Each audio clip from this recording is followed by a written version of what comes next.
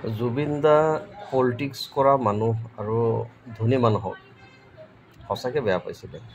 কাৰণ তেখেতে কৈছিলে যে ৰাজনীতিবিদ কৰা মানুহবিলাকে নিজৰ গাদী বচাবৰ কাৰণে যিকোনো কাম কৰিব পাৰে।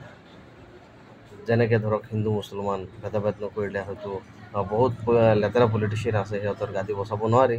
সিহঁতো হিন্দু মুছলিম ভাগ ভাগ কৰি পেলাই ৰাজনীতি কৰিব বিচাৰে। কিন্তু জুবিন দা কিন্তু হিন্দু মুছলিম কৰা নাছিলে। আৰু ধনী মানুহৰ অহংকাৰ বেছি। জুবিন দা সদায় দুখীয়া মানুহৰ লগত আছিলে, দুখীয়াক ভাল পাইছিলে, আঁকোৱালি লৈছিলে। তেওঁ সঁচাকৈ স্পষ্ট হৈছে যে জুবিন দা বেয়া পোৱাৰ কাৰণেই এইকেইটা। আৰু সঁচাকৈ তেওঁ খুব মহান আছিলে। কাৰণ তেখেতৰ যি চিন্তাধাৰা আছিলে এনেকুৱা যে প্ৰত্যেক জাতি জনগোষ্ঠী সমানভাৱে, ধনী দুখীয়া নহয়, কোনো ভেদাভেদ নোহোৱাকৈ যাতে অসমখন কেনেকৈ আগুৱাই নিব পাৰি, সেইটো পৰিকল্পনা আছিলে জুবিন দাৰ। সঁচাকৈ জুবিন দা ইজ দ্য গ্ৰেট।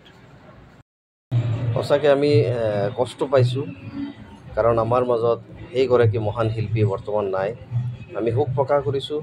তেখেতৰ আত্মা শান্তিৰ কাৰণে আমি সদায় প্ৰাৰ্থনা কৰিম। কাৰণ আমি হেৰাইছোঁ বহুত ডাঙৰ সম্পদ। তেখেত খালি আমাৰ ছিংগাৰী নাছিল, আপোনালোকে জানে। তেখেত ৰাইটাৰ আছিলে, প্ৰযোজক আছিলে, পৰিচালক আছিলে। তেখেত নিজে নায়কো আছিলে।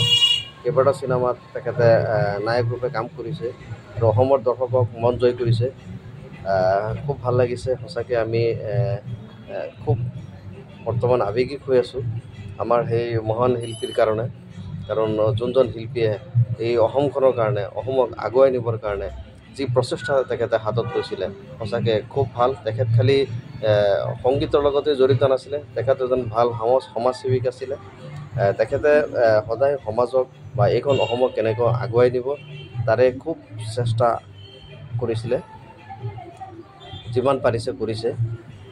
তেখেত যদি আমাৰ মাজত নাই, বাকী কামখিনি এতিয়া আমি কৰিব লাগিব।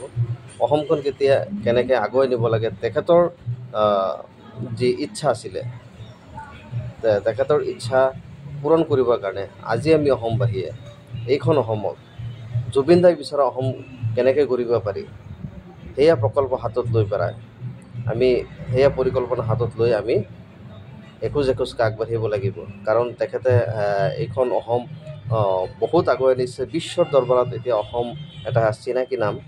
কাৰণ অসম বুলি ক'লে এতিয়া আৰু কোনোবাই সুধিব নালাগে এইটো কোনটো কাণ্ট্ৰি বা কোনটো ষ্টেট, ক'ব নালাগে ক'ত আছে, একো ক'ব নালাগে।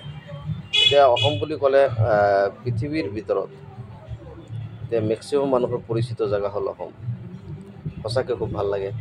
যোনখন অসমত আমি বসবাস কৰি আছোঁ, সোণৰ অসম, জুবিন দাৰ প্ৰচেষ্টাত সঁচাকৈ এইখন অসম বহুত আগুৱাই গৈছে। আৰু বাকী যিমান আছে আমি আগুৱাই নিবৰ কাৰণে সদায় চেষ্টা কৰিম।